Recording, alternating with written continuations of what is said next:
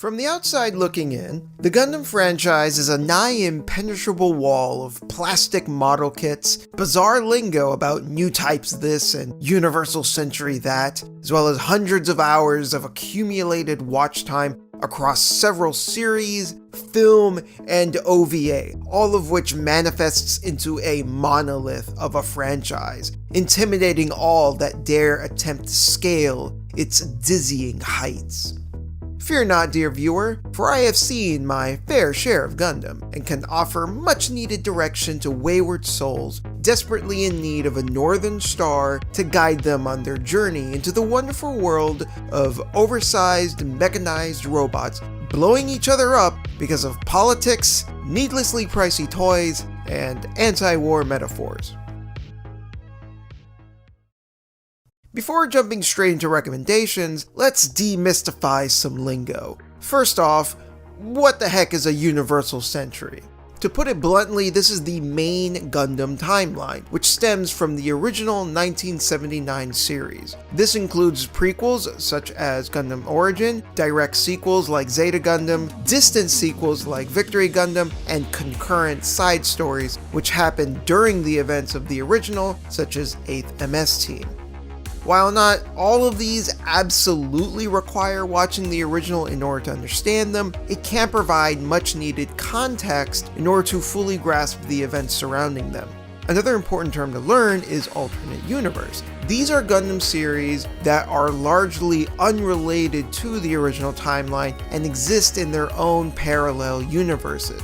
G Gundam, Gundam Wing, Gundam X, and Gundam 00, to name a few. These require absolutely zero knowledge of Gundam to enjoy. They exist in their own little worlds and are completely self-contained, with exception to obvious continuations such as the second season of Gundam 00 and the OVA Endless Waltz, which concludes the events of Gundam Wing. There are some other terms to learn, but you'll figure them out on your own the more you become acquainted with the franchise. With that out of the way, let's go over a handful of starting points that will take into account different tastes, sensibilities, and time management. These won't be in-depth reviews, but rather very focused breakdowns to provide a roadmap of how to start.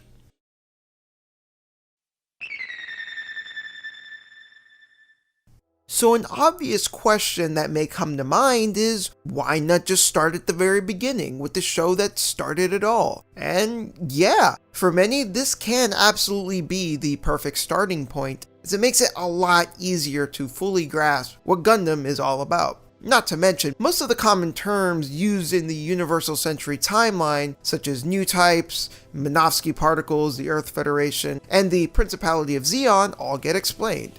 Watching this show opens Pandora's box into the world of Gundam and makes it extremely easy to just go wherever you want from here. So that's it. Just start here, right? End of the video. Well, okay, it's not quite that simple. For starters, just by looking at the footage, it's easy to see that this is an old ass show. One that is going to be too difficult for a lot of younger viewers to get into. That might sound shallow, but if I'm being honest, even I initially had a negative reaction to the visuals when I saw it airing for the very first time on TV in 2002. I had grown up watching 90s anime, stuff like Dragon Ball Z and Yu Yu Hakusho. So trying to watch the original Mobile Suit Gundam, which was more than 2 decades old by that point, proved to be a jarring experience. I have to imagine that younger viewers who are even farther removed are going to have that much of a harder time watching something that will feel absolutely ancient by comparison. With that in mind, rather than be judgmental, I think it's important to be understanding. Just know that it's okay to not like the visuals and for it to be a factor that holds you back from enjoying it. There's still plenty of other ways to get into Gundam, as you'll see later on in this video. So, who exactly would I recommend the original series to?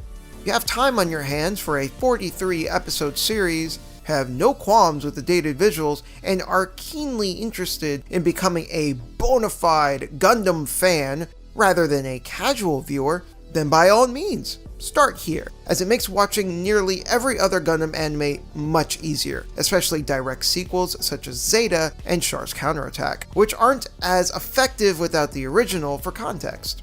If you're all of those, but don't have the time to sink into a 43 episode series, there's also the movie trilogy, which does a decent job of condensing the material.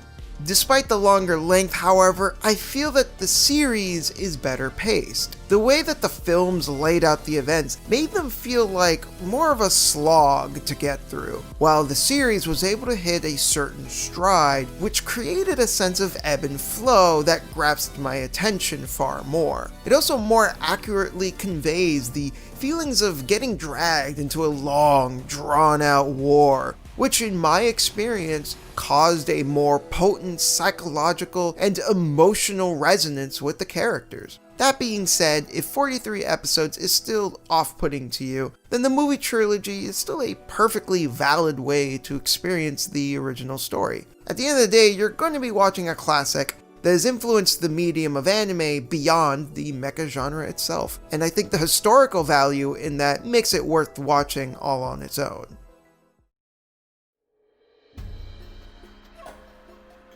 I figure a lot of fans are nodding their heads up and down right about now. This is the go-to option for a lot of people when recommending a starting point, and for very good reason. For one, it came out in the late 80s with a fairly decent budget, so while it is an older anime, it's visually more palpable than the original series by comparison. Another is the length. While only 6 episodes, it manages to be a very digestible story that doesn't overstay its welcome, and says all it needs to in order to get its point across. Most importantly, however, is that it dispels a huge misconception about Gundam right away. Despite what some may assume, this is not a franchise wholly dedicated to shallow, robot violence. It is primarily about the ramifications of war and what it does to people. War in the Pocket pulls the viewer in with a grounded story about a soldier and a young boy from the opposite sides of the conflict. These two characters are both young and wrapped up in something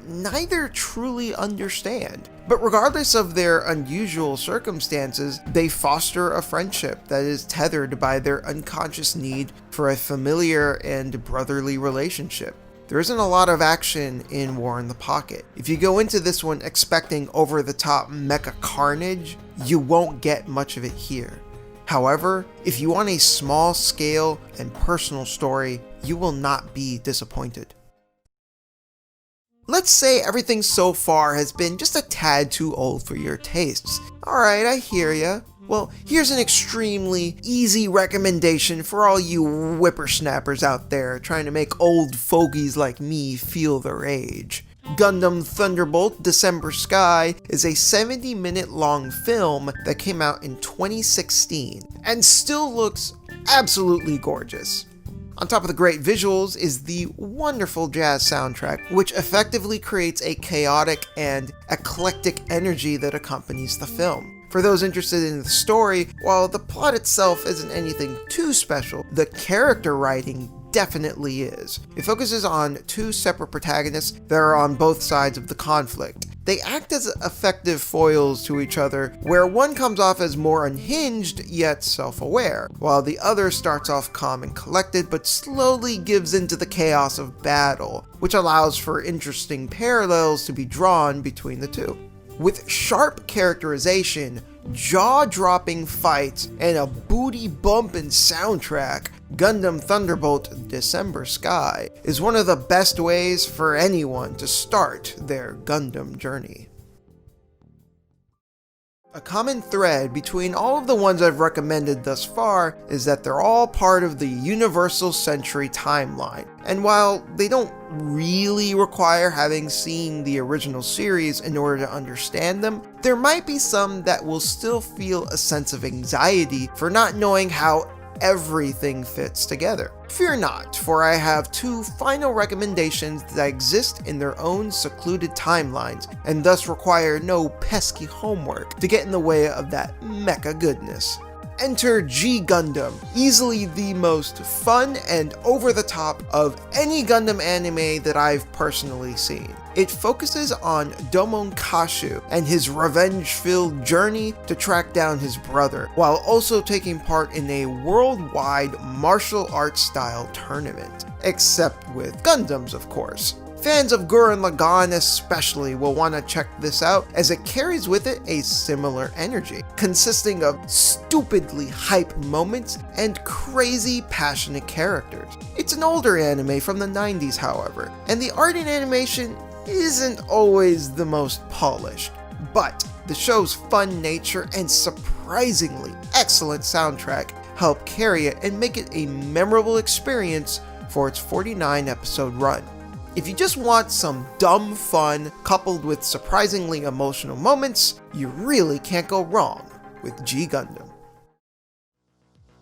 As stated earlier, Gundam 00 is similar to G Gundam, as it is yet another alternate universe series. Thus, it also takes place in a completely separate timeline all on its own. This show focuses on a group of pilots that work for an organization called Celestial Being, and their goal is to maintain world peace by forcing all of the nations of the world to surrender under their superior firepower. Every time a conflict breaks out, the group will pick up on it and quell the dispute. And as one can guess, the world nations aren't happy with this, and will do whatever they can to stop Celestial Being.